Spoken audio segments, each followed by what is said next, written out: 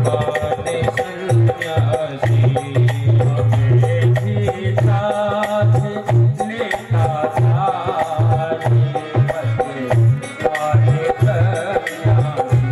लेकिन महात्मा कहने लगे अभी नहीं, हम दोबारा आएंगे बेटा, तब तुझको ले जाएंगे, चिंता मत करो, क्योंकि अभी तुम्हारा धर्म है माँ बाप की सेवा करना, तुम्हारी अकेली बूढ़ी माँ तुम सेवा करो। लेकिन नारद जैसे बाबा जी चले तो कहने लगे सावन की पर से ठंडी फुहार, सावन की पर से ठंडी फुहार, फिर कब आओगे मेरे बाबा जी, फिर कब आओगे मेरे बाबा जी। ठंडी चलती देखो हवा, सावन की पर से ठंडी फुहार, फिर कब आओगे मेरे स्वामी जी, फिर कब आओगे मेरे स्वामी जी।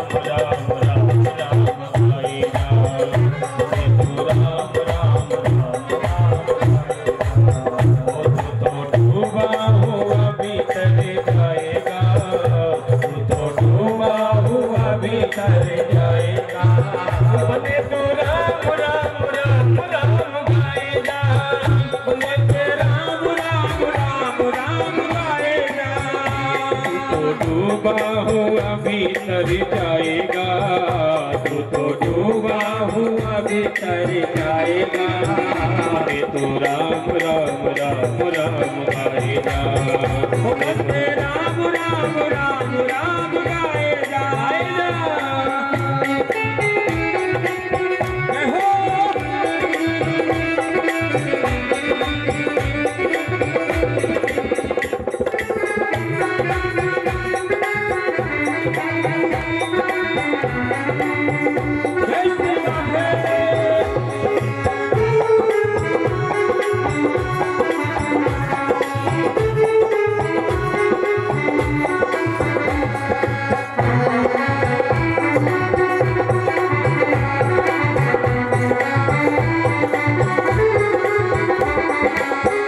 बंदे ना कर किसी की बुराई, बंदे ना कर किसी की बुराई, बंदे ना कर किसी की बुराई, बंदे ना कर किसी की बुराई।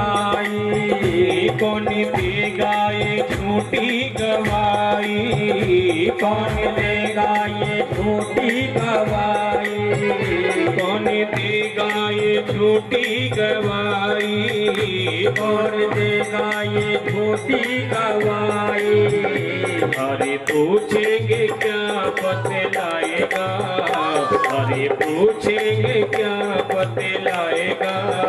मुझे तू राम राम राम राम गाए जा, मुझे तू राम राम राम राम गाए जा, मुझे तू राम राम राम राम गाए जा, मुझे राम राम राम राम गाए जा।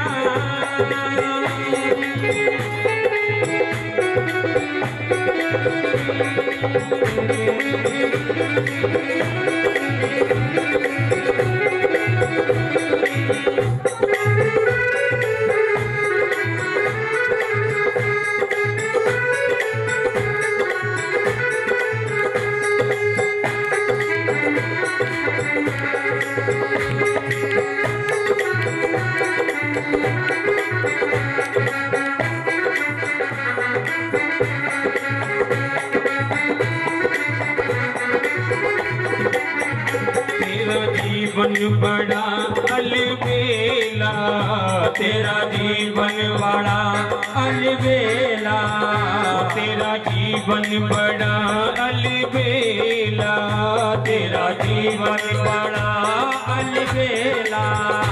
मुख से राम राम राम नहीं बोला, मुख से राम राम राम नहीं बोला, मुख से राम राम राम नहीं बोला, मुख से राम राम राम नहीं बोला। माने संतों का कहना तर जाएगा, माने संतों का कहना तर जाएगा, माने संतों का कहना तर जाएगा, माने संतों का कहना तर जाएगा।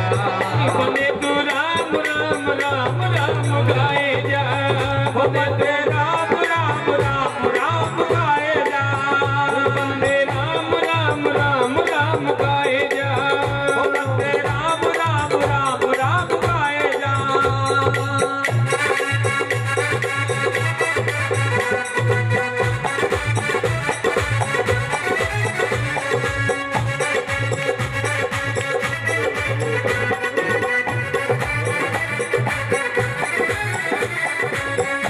पशु जीते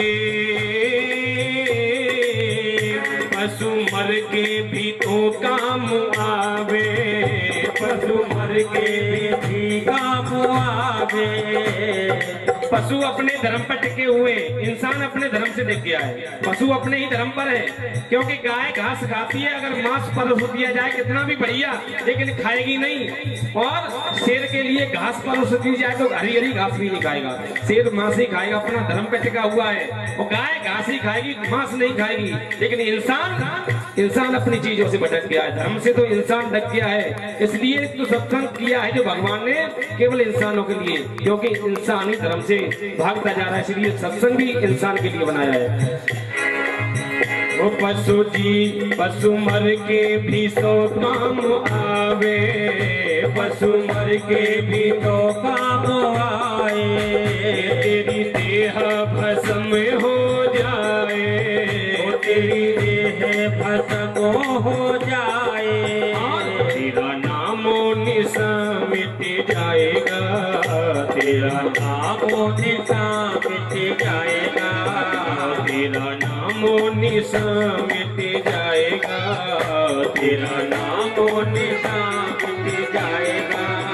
बने तू राम राम राम राम गाए जा, बने तू राम राम राम राम गाए जा, बंदे राम राम राम राम गाए जा, बंदे राम राम राम राम गाए जा।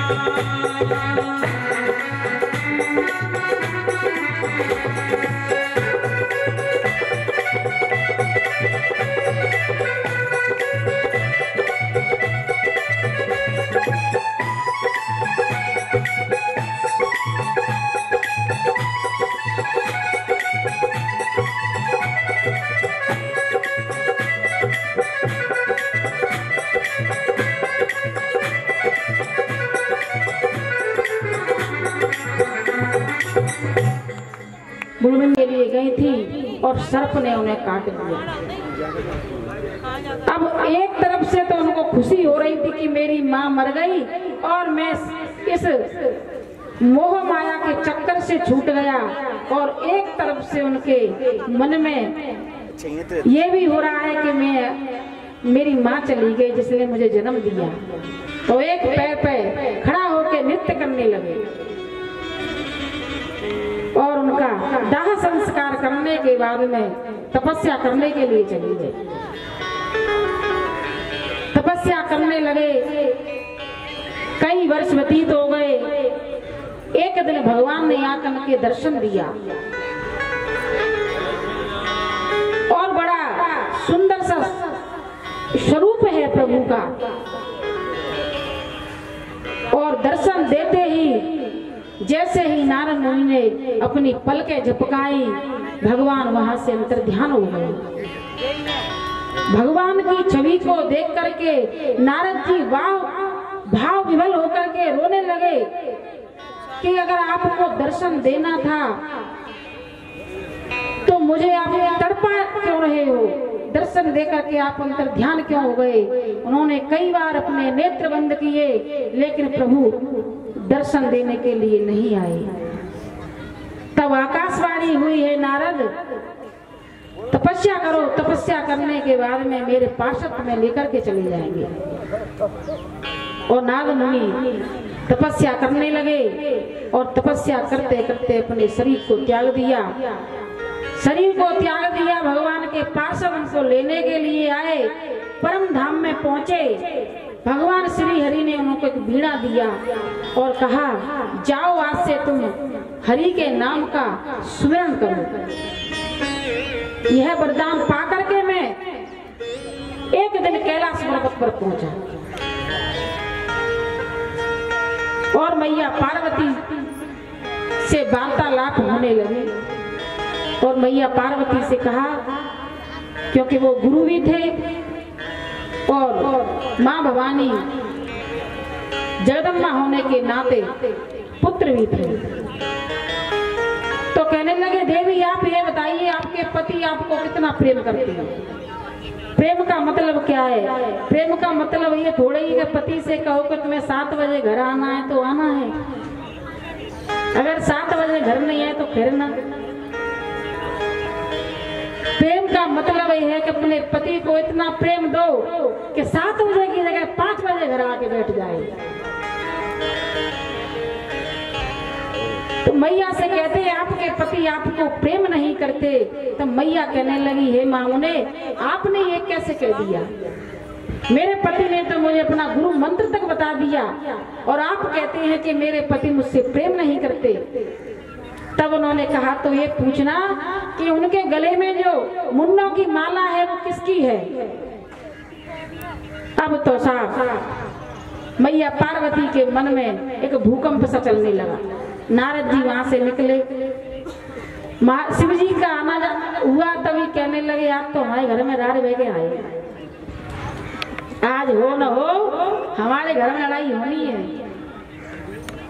नारद जी ने प्रणाम करते हुए निकल गए। घर भोले बाबा पहुंचे, वहां देवी रानी रूठी बैठी है। और जब पति पत्नी लड़ाई हो जाए तो बच्चों से शुरुआत होती है। देवी गणेश जी कहाँ गए और कार्तिक कहाँ है? तो मैया कहती है, मुझे क्या पता है, ढूंढो अपने बच्चों को, अब पूछने के लिए आए हो। तब भगवान भोलेनाथ बोले, देवी बताओ तो बात क्या है, वो बतलाइए। कि आप ये बताइए, हमको प्रेम करते हैं कि लो, इसमें पूछने वाली कौन सी बात है? और कितनी बार कहें आपसे? तो कि आपने हमें अभी तक ये नहीं बताया कि आपके जो गले में बरमुंडों की माला है वो किसकी है? तब भगवान भोलेनाथ आंख बंद करके कहने लगे, देवी हर जन्म में आपकी मृत्यु हो जाती है और हम अमर हैं, इसलिए हम मरते नहीं हैं। और जिस जिस जन्म में आपकी मृत्यु हुई उस जन्म के सारे आपके जो मुंड हैं उनकी माला बना करके हम पहन लेते हैं। अब आप ये बताइए कि प्रेम किसका अथाह है? और आंसू निकला, अश्रु मैया ने अपनी हथेली में ले लिया।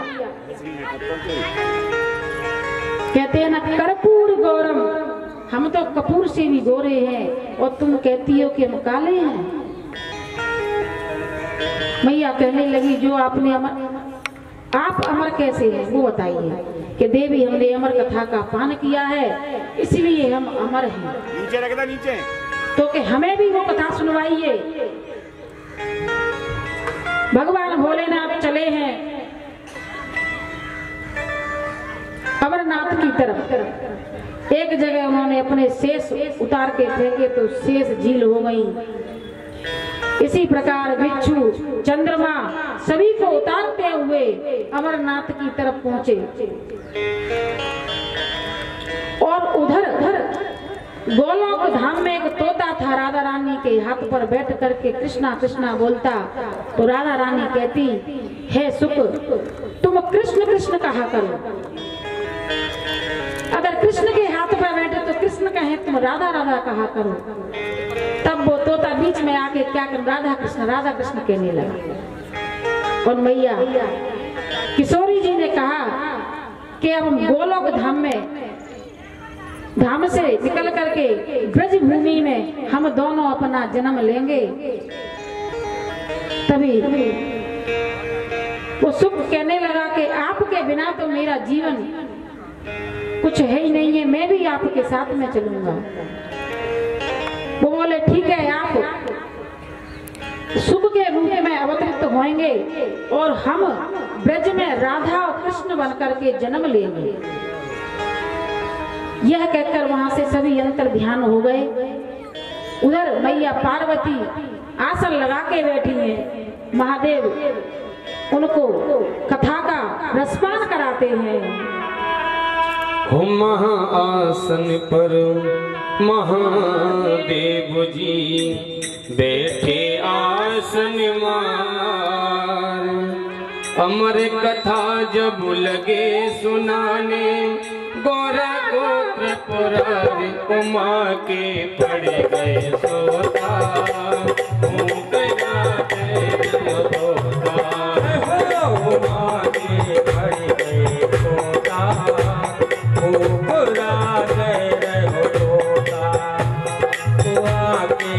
पड़ गए तोता, बुरा गए रहो तोता। महाआसन पर महादेव जी बैठे आसन मार, अमर कथा जब लगे सुनाने, गौरा गोत्र पुरारी उमा के पड़ गए सोता,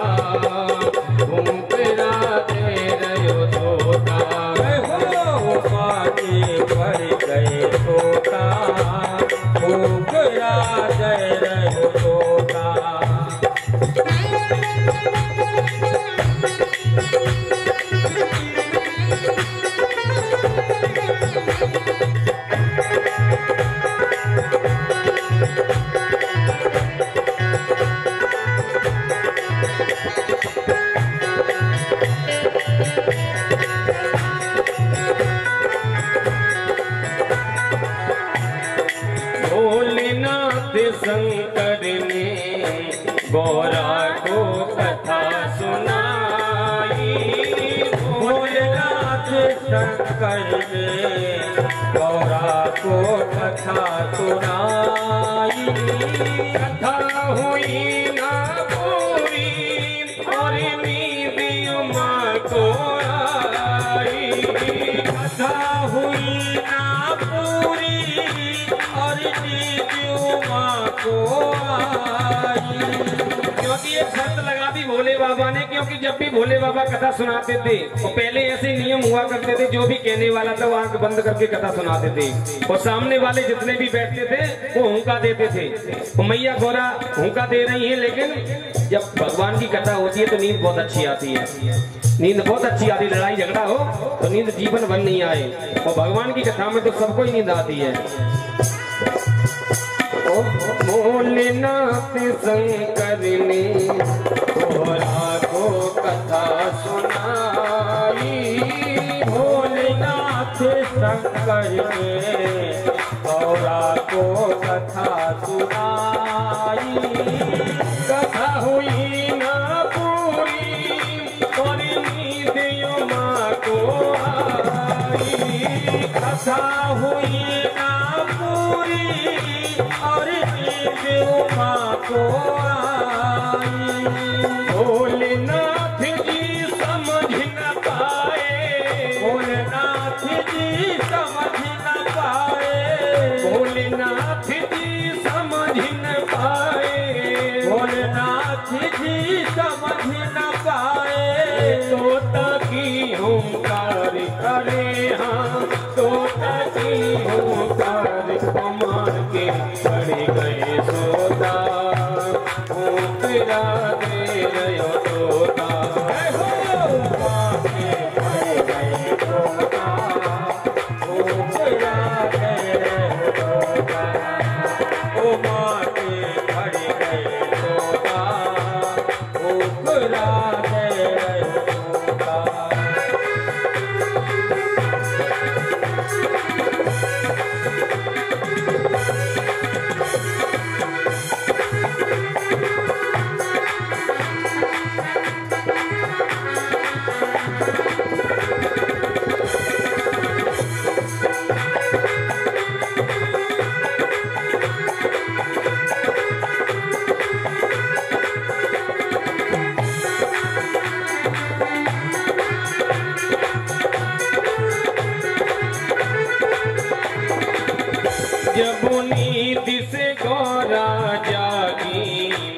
अफसोस हुआ है भारी, जब नींद से उमा है जागी, अफसोस हुआ है भारी, जब नींद से गौरा जागी, अफसोस हुआ है भारी, जब नींद से गौरा जागी, अफसोस हुआ है भारी। हाथ जोड़ कर बोलो प्रभु लगी गई आँखी हमारी, हाथ जोड़ कर बोली प्रभु लगी गई आँख हमारी। आदि कथा सुनी है हमने, आदि कथा सुनी है हमने, और आधी है बरकरार, अरे हाँ आधी है बरकरार, घुमा के पड़ गए सोता, तेरा तेरा सोता, घुमा के पड़ गए सोता, तेरा तेरा सोता।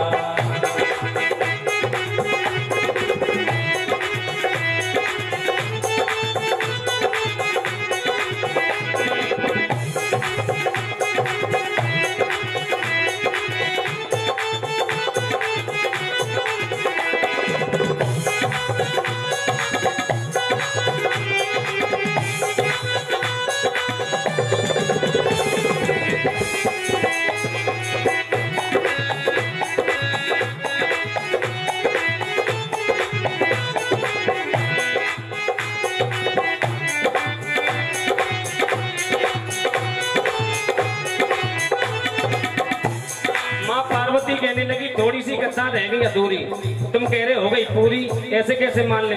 बोले अभी तो कथा का जयकारा लग गया, पूरी हो गई। बोले तुम कहाँ थी? बोले हम तो थोड़ी सो गए थे। माताएं बहुत आलसी होती हैं, बच्चा को सुलाने जाती हैं, अभी रोटी खाना बना देंगे, थोड़े बच्चे को सुलाया है, लेकिन बच्चा तो सोता नहीं है, खुद सो जाती है, इतनी आलसी होती हैं, बच्चे को सुलाते सुलाते सो जाती हैं। वही हुआ, गौरा मैया के साथ में सो गई। बोले हम सो गए थे बाबा थोड़ी। बोले थोड़ी, ये तुम्हारी थोड़ी गलती समझ रही हो तुमने तो सत्यानाश कर दिया। बोले ये कथा किसने सुनी? तुम्हारे साथ में वो भी अमर हो गया। कौन है ये सुनने वाला? तब तक देखा फिर कहने लगे शंकर जी, ये कथा सुनी है किसने? कहने लगे शंकर जी, ये कथा सुनी है किसने? जिंदा ना छोड़ूंगा ये दिया हूँ तेरा जिसने, जिंदा नहीं छोड़ूंगा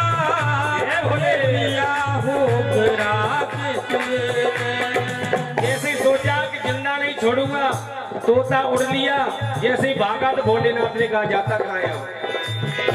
और आगे आगे तोता उड़ रहा, आगे आगे तोता उड़ रहा, आगे आगे तोता उड़ रहा, आगे आगे तोता उड़ रहा, पीछे शिव भंडार, अरे हाँ पीछे शिव भंडार, घुमा के पड़ गए सोता, तेरा तेरा सोता, घुमा के पड़ गए सोता, तेरा तेरा सोता, घुमा के पड़ गए सोता, तेरा तेरा सोता, घुमा के पड़ गए सोता, तेरा तेरा सोता। अब तोता उड़ते उड़ते व्यास जी की पत्नी पिंगला अर्घ दे रही थी, केस खोल करके जमाई आई। तोते ने देखा संसार में कोई जगह नहीं छुपने के लिए और मुंह में घुस गए। भोले बाबा ने त्रिशूल गाड़ दिया, बम बम। उन्होंने देखा पिंगला मैया ने कि कौन? बोले बाबा आप? बोले हाँ हम, हमारा चोर घुस गया है तुम्हारे यहाँ। बोले कहाँ है? ले जाओ, चोर है तो। क्या चोरी की है? बोले अमर कथा को सुन के आया है। बोले बाबा जिसने अमर कथा सुन ली हो भला वो उसे तुम मार सकते हो? संसार का कोई भी जीव उसे मार ही नहीं सकता है। बाबा बोले हम तो ये भूल ही गए थे कि हम उसे मार नहीं सकते। कभी कभी भोले तो भोले ही होते हैं, और वो तो भगवान भोलेनाथ तो वास्तव में ही भोले हैं। फिर भी कह दिया जब तक उसको पकड़ के नहीं ले जाएंगे तब तक मानेंगे नहीं। त्रिशूल गाड़ दिया, बैठ गए 12 वर्ष तक गेटमैन की नौकरी की। किसकी कहते हैं? सिक्योरिटी गार्ड की।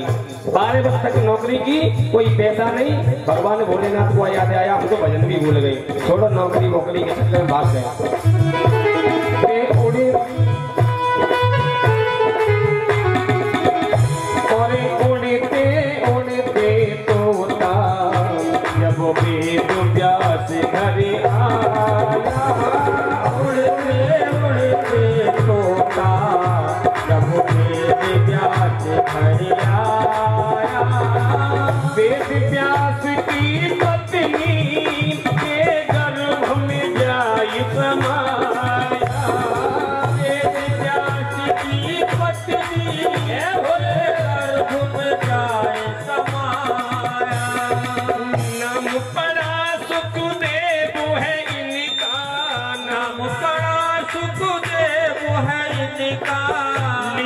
अपरंपार अरे हम लीला अपरंपार को माँ के बड़े गए सोता तेरा दे रहे हो तोता माँ के बड़े गए सोता तेरा दे रहे हो तोता तो माँ के बड़े गए सोता तेरा दे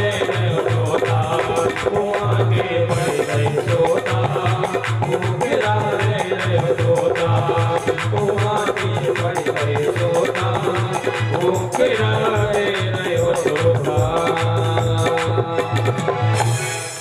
बोली शंकर भगवान की जय, बोली सुखदेव जी महाराज की जय।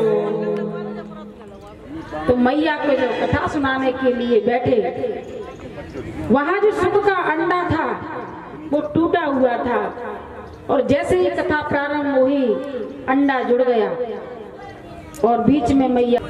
अब उसने विचार किया अगर मैं हुकरा नहीं भरूंगा तो कथा को नहीं सुनाएंगे, बंद कर देंगे। इसलिए मैया की आवाज करके वो हुकरा देने लगा। और जब मैया की नींद 12वें स्कंद में खुली तो कहा कि हे पतिदेव हमने तो कथा भी सुन नहीं पाई। तब कहा कि अगर कथा तुमने नहीं सुनी है तो हुकरा किसने दिया? तभी देखा कि पीछे से सुख का एक बच्चा सुन रहा था। तब उन्होंने कहा किसने दोष दो किए हैं, एक तो चोरी से कथा सुनी है, दूसरी बात कि कभी कथा को पीछे से नहीं सुना जाता है। और त्रिशूल लेकर के उस सुख के बच्चे को मारने के लिए पीछे दौड़े हैं। उधर व्यास जी की पत्नी अपने पति से वार्तालाप कर रही है, महाराज हमारे कोई संतान नहीं है, बहुत समय व्यतीत हो गया है। तब व्यास जी ने कहा हे देवी धीरज धरो, संतान प्राप्त अवश्य होगी। और इतनी देर में उन्होंने जमाई ली और सूक्ष्म रूप धारण करके सुखदेव जी उनकी पत्नी के गर्भ में समा गए। महादेव जी त्रिशूल लेकर के वेद व्यास जी के पास पहुंचे। तब वेद व्यास ने समझाया कि आप तो इतने समझदार ज्ञानी पुरुष हैं, आप ये नहीं जानते कि जो अमर हो गया क्या उसे आप मार सकते हैं? तब भगवान अपने कैलाश पर्वत पर चले गए। 12 बरस तक सुखदेव जी अपने माँ के गर्भ में रहे। तब वेद व्यास जी ने समझाया कि पुत्र बाहर आओ। तब उन्होंने कहा कि मैं बाहर नहीं आऊंगा, क्योंकि बाहर आते ही मुझे जगत का प्रपंच अपने लपेटे में ले लेगा, इस मोह माया में मैं गिर जाऊंगा। तब व्यास जी ने कहा कि तुम चिंता मत करो, मैं तुझे वरदान देता हूँ कि तुम इस मोह माया में कभी नहीं गिरोगे। तब 12 वर्ष के होकर के सुखदेव जी ने जन्म लिया और जन्म लेते ही वन की ओर जाने लगे। वन की ओर जाने लगे। उनके पिताजी ने कहा, पुत्र अभी तुम्हारा यज्ञ पवोध संस्कार भी नहीं हुआ है और आप वन की ओर जा रहे हैं, जबकि इस उम्र में तुम्हारे जैसे बच्चे खेलते हैं। यम प्रवजंत मनुपेत मपेत कृत्यम द्वैपायनो विरह कातर जुहाव। और पुत्र से कहते हैं, पुत्र रुको तो सही, अभी हमने तो तुम्हें प्यार और दुलार भी नहीं किया और तुम जन्म लेते ही जंगल की तरफ जा रहे हो। वो चले जा रहे हैं। पीछे से व्यास जी हैं। एक तालाब में कुछ स्त्रियां स्नान कर रही थी, तो जब सुखदेव जी निकल करके गए तो उन्हें कोई लज्जा नहीं आई और जैसे ही व्यास जी का आना हुआ, लज्जा के मारे एक पेड़ की ओट में हो गई।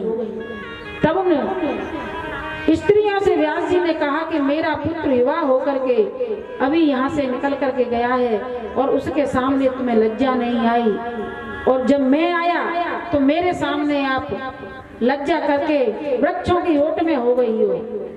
तब उन स्त्रियों ने कहा, हे महामुने, आपके पुत्र में कोई विकार नहीं है, उनकी दृष्टि में जैसा पुरुष वैसी स्त्री है, इसलिए हमने ऐसा कोई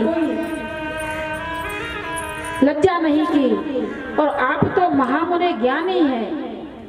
और ये कहकर वृक्षों ने उसे समझाया, हे व्यास जी, सुखदेव जी का जन्म दूसरों के कल्याण के लिए हुआ है, इसलिए आप लौट कर चले जाइए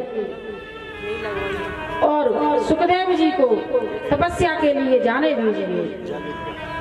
तब नारद जी ने कहा कि इस प्रकार सुखदेव जी का जन्म का वृतांत रहा। अब उनके जाने के बाद में व्यास जी बड़े दुखी मन से बैठे हुए थे। तभी नारद जी का जो कथा चल रही है वो बता रहे हैं अपने बारे में। उन्होंने कहा, आप इतने दुखी क्यों हैं, वो बताइए। उन्होंने कहा, मैंने 17 प्राणों की रचना की है, लेकिन मन को संतुष्टि नहीं है। तभी नारद जी ने कहा कि आपने 17 प्राणों की रचना की है, लेकिन किसी भी प्राण में भगवान कृष्ण के बारे में आपने कुछ नहीं लिखा है, इसलिए आपके मन को संतुष्टि नहीं है। अब आप एक पुराण और लिखिए,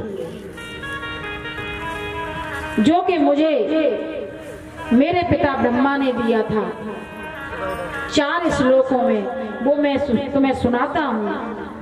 हेमेवासे मेवाग्रे नान्यदयत सदपरम पश्चादहं यदेतच्च यो वसिष्येत सोऽस्म्यहम् तीर्थं यत प्रतीयेत न प्रतीयेत चात्मने तद्विद्यादात्मनो मायां यथा भासो यथा तमः यथा महान्ति भूतानि भूतेषु चावचेष्वनु प्रविष्टान्य प्रविष्टानि तथा तेषु न तेष्वहम् एतावदेव जिज्ञासयं तत्त्वजिज्ञासुमात्मनः अन्वयवतिरेकाभ्यां यथा स्यात् सर्वत्र सर्वदा। ये 4 श्लोक मेरे पिताजी ने मुझे दिए थे, मैं आपको देता हूँ और विस्तार करके एक ग्रंथ की रचना कीजिए। तब व्यास जी कहने लगे, हे नारद जी, मैं बूढ़ा हो गया हूँ, अब मुझसे लिखा नहीं जाएगा। तब उन्होंने कहा कि मैं तुम्हें लिखने के लिए गणेश जी को बुला करके लाता हूँ, वो आपको ग्रंथ लिखने में सहायता करेंगे। गणेश जी ने कहा, मैं चलूंगा तो सही, लेकिन अगर मैं रुक गया तो आपका ग्रंथ नहीं लिख पाऊंगा। तो व्यास जी तो बड़े विद्वान थे।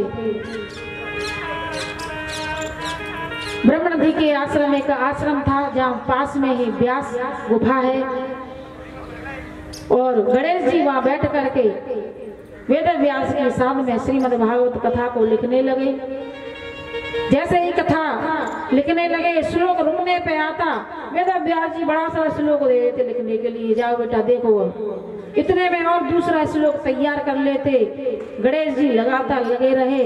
बीच में उनका दांत स्याही खत्म हो गई, तो स्याही खत्म होने के बाद में कलम टूट गई, तो उन्होंने अपनी दांत को तोड़ करके श्रीमद् भागवत कथा को पूर्ण रूप से रच करके तैयार करवाया। जब से श्री गणेश महाराज को एक दंत कह करके पुकारते हैं, बोलो श्री गणेशाय नमः।